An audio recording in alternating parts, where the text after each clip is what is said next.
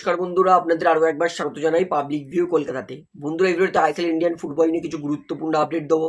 যেমন দীপক টাংরি ডার্বির শেষে যখন টানেলে ঢুকছিল, দীপক টাংরি যেই অঙ্গিটা করেছে গোপনাঙ্গে হাত দিয়ে, সেটার জন্য কি শাস্তি হতে পারে? মোহনবাগান দলের সপ্তম বিদেশি কি সই করবে? আইএসএল লাইভ দেখাতে পারে ইউটিউব, কি বলছে আপডেট? বেঙ্গালুরু এফসি এবং এসসি দিল্লি কোন নতুন বিদেশিকে সই করলো? তার পাশাপাশি আইএসএল ইন্ডিয়ান ফুটবল নিয়ে আরও কিছু গুরুত্বপূর্ণ আপডেট দেবো। তাই বলতেই পারে ভিডিওটা গুরুত্বপূর্ণ হবে, শেষ পর্যন্ত দেখবেন।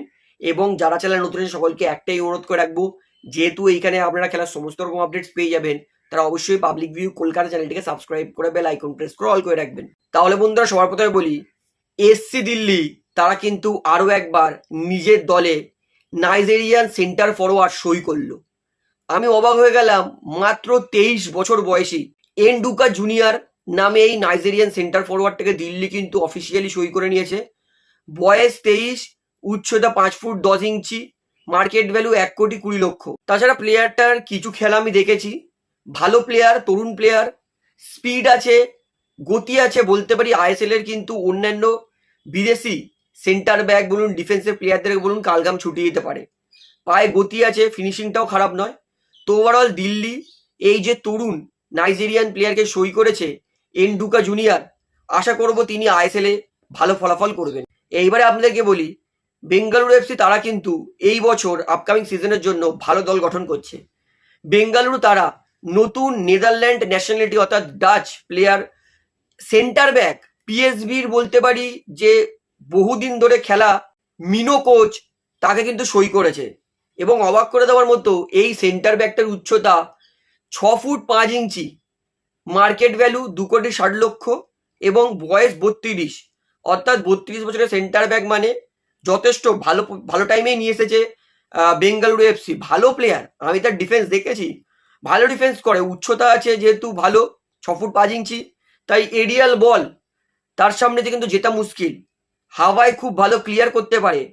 ওভারঅল বলতে পারি বেঙ্গালুরু এফসি তারা কিন্তু মেনো কোচ এই যে নেদারল্যান্ডের প্লেয়ারটাকে সই করেছে, ইনি কিন্তু অবশ্যই বেঙ্গালুরু এফসির জন্য ভালো ফুটবল খেলবে, ডিফেন্স করবে, এতে কোনো সন্দেহ নেই। অর্থাৎ বেঙ্গালুরুর এই সইটাকে কিন্তু আমি দু হাত তুলে থামস আপ দেবো যে বেঙ্গালুরু ভালো সেন্টার ব্যাক সই করেছে, এবং অবশ্যই ইনি কিন্তু বেঙ্গালুরুর জন্য ভালো ডিফেন্স করবে, এতে কোনো সন্দেহ নেই।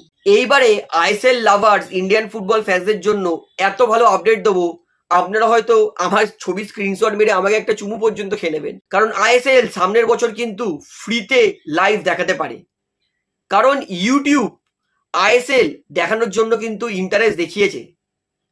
ইউটিউব আর গুগল আইএসএল কে একটা ডিল অফার করেছে, যেখানে ইউটিউব এবং গুগল একসঙ্গে বলেছেন যে ইউটিউব সম্পূর্ণ ফ্রিতে আইএসএল দেখাতে পারে ভারতীয় মানে স্টেটে। শুধু তাই নয়, তার পাশাপাশি আরও অনেক রিজিওনাল কান্ট্রিতেও কিন্তু আইএসএল ইউটিউব লাইভ ফ্রিতে দেখাতে পারে।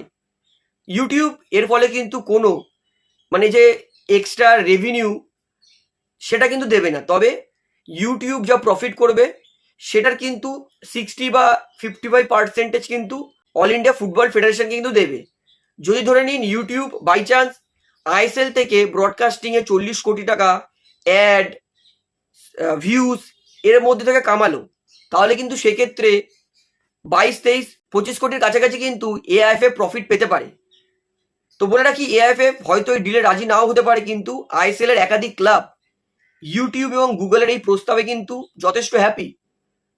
আইএসএল এর অনেক কটা ক্লাব তো চাইছে ইউটিউবেই দেখাক লাইভ, কারণ ভারতে অনেক গরিব মানুষ আছে, তারা কিন্তু সাবস্ক্রিপশন অ্যাফোর্ড করতে পারে না। আমিও চাই, আমি নয় ঠিক আছে 700-800 টাকা রিচার্জ করে দিতে পারবো, কিন্তু এমন অনেক কেউ আছে যারা আইএসএল এর দেখার জন্য রিচার্জ করতে পারবে না। আমি চাই ইন্ডিয়ান ফুটবল সবাই দেখুক ফ্রিতে। তো বলে রাখি, ফিফা এবং গুগল কিন্তু সম্পূর্ণ চেষ্টা করছে যাতে স্পোর্টসটাকে ইউটিউবে অ্যাড করা যায়। তাই জন্য ফিফা শুধু ইন্ডিয়ান সুপার লিগ নয়, তার পাশাপাশি এমন অনেক লিগ যেটাতে কিন্তু ফিনান্সিয়াল ব্রডকাস্টিং এর সমস্যা আছে, সেই সমস্ত লিগেই কিন্তু এই চুক্তিটা, এই প্রস্তাবটা দিয়েছে। অর্থাৎ ফিফা এবং গুগল চাইছে যে স্পোর্টসটাকে ইউটিউবে নিয়ে আসতে। এর ফলে কি সমর্থকরা ফ্রিতে আইএসএল দেখতে পারবে। তো আমি বলবো যে ইউটিউব এবং গুগল যেই প্রস্তাবটা দিয়েছে আইএসএল দেখানোর, এই প্রস্তাবটা এআইএফএফ এর গ্রহণ করা উচিত। দেখুন, যদি 50 কোটি 60 কোটির কোনো ভালো ব্রডকাস্টিং ডিল পায়, তাহলে আমি বলবো যে ঠিক আছে, ইউটিউবের প্রস্তাবটা নাকচ করলেও চলবে, কারণ 50 কোটি টাকার ডিল মানে সেটা বিশাল ব্যাপার। কিন্তু যদি সেই 20 কোটি টাকার ডিল পায় আর সেই সাবস্ক্রিপশন করতে হয়, তাহলে আমি মনে করি এর থেকে ইউটিউব, গুগল অনেক বেটার অপশন হবে ইন্ডিয়ান ফুটবল লাইভ টেলিকাস্টের জন্য। কারণ ধরে নিন 1 লাখ মানুষ আইএসএল দেখছে, তো ইউটিউবের নিয়ম কি, খেলার মাঝে মাঝে তো অ্যাড দেয়। তো ভাবুন 90 মিনিট ফুটবল দেখছে 1 লাখ জন, 90 মিনিটের মধ্যে মিনিমাম ইউটিউব তো 10 বা 15 সেকেন্ডের অ্যাড দেবে। তো সেখান থেকে 1 লাখ লোক কন্টিনিউয়াসলি 15 সেকেন্ডের অ্যাড দেখছে, কেউ বোর হয়ে ব্যাক করে দিচ্ছে, আবার ভাবছে 15 মিনিট পর দেখি, সেটা একটা অ্যাড দেখতে পাচ্ছে। তো এরকম করে কিন্তু আমি মনে করি এএফএফ 18-19 কোটি টাকা তো প্রফিট করতেই পারে ইউটিউব থেকে।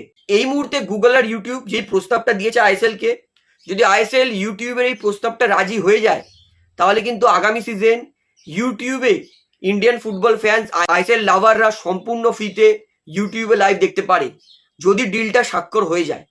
তো অবশ্যই ভিডিওটা শেয়ার করে সবাইকে জানান যে ইউটিউব এবং গুগল একসঙ্গে কি প্রস্তাব দিয়েছে আইএসএল কে।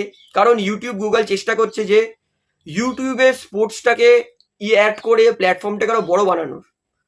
তো তার পদক্ষেপ কিন্তু নিতে শুরু করে দিয়েছে ইউটিউব। তো এইবারে বলি, আমাকে অনেক কেউ প্রশ্ন করছে যে দাদা মোহনবাগান কি 7ম বিদেশি সই করবে আপকামিং সিজনের জন্য। তাদের উদ্দেশ্যে বলে দিই, মোহনবাগান দলে এখন অলরেডি 7টা বিদেশি আছে। কারণ গুনি দিচ্ছি, অ্যালবার্তো রড্রিগস, সামির জিলকোভিচ, মিগুয়েল ফিগুয়েরা, ডেজান ড্রাজিক এবং ম্যাকলারেন 5টা, এবং নতুন সই করছে লি ইরভিন 6টা। 7 নম্বরটাকে ভুলে গেলেন, রবসান রবিনো, যাকে কোনো ক্লাবই নিতে চাইছে না। অর্থাৎ মোহনবাগান দলে এই মুহূর্তে 7টা বিদেশিই আছে।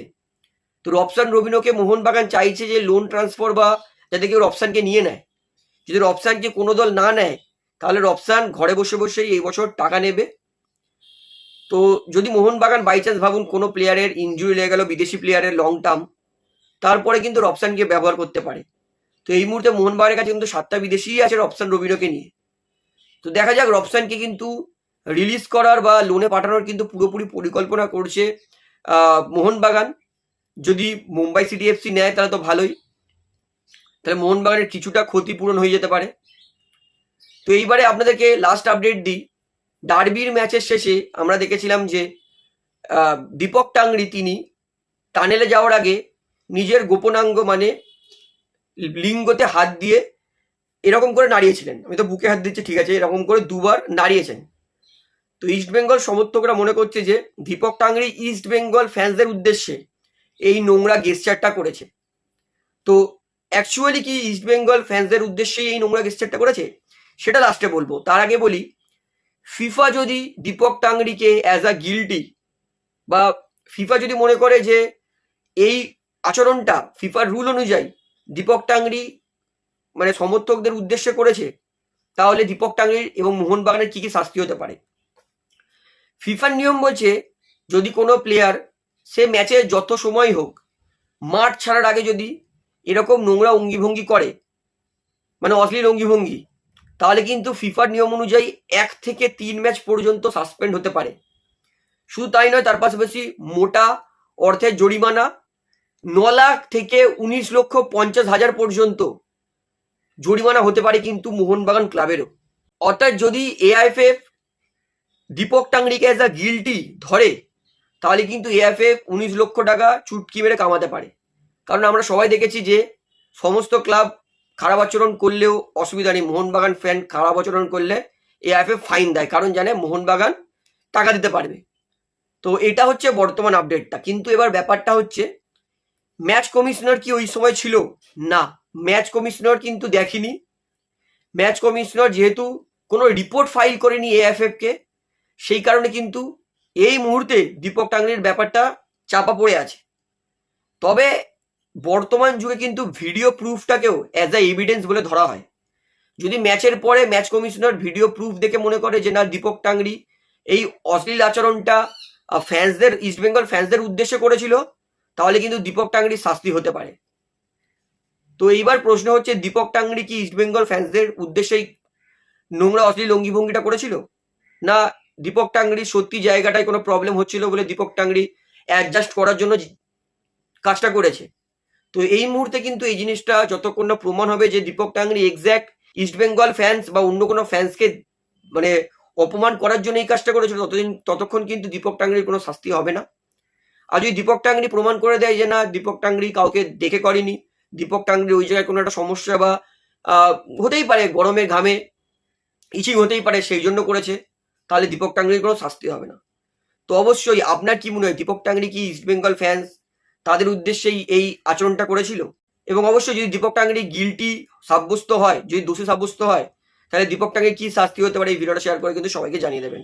তো ভিডিওটা এখানে শেষ করছি, আশা করি ভালো লাগলো। তো ভিডিওটি ভালো লাগলে অবশ্যই লাইক করুন, কমেন্ট করুন, শেয়ার করুন এবং কেন তুই সবাইকে অ্যাট্রাক্ট করে রাখবো, যেহেতু এখানে আপনারা খেলার সমস্ত রকম আপডেটস পেয়ে যাবেন, তারা অবশ্যই পাবলিক ভিউ কলকাতা চ্যানেলটিকে সাবস্ক্রাইব করে বেল আইকন প্রেস করে অল করে রাখবেন।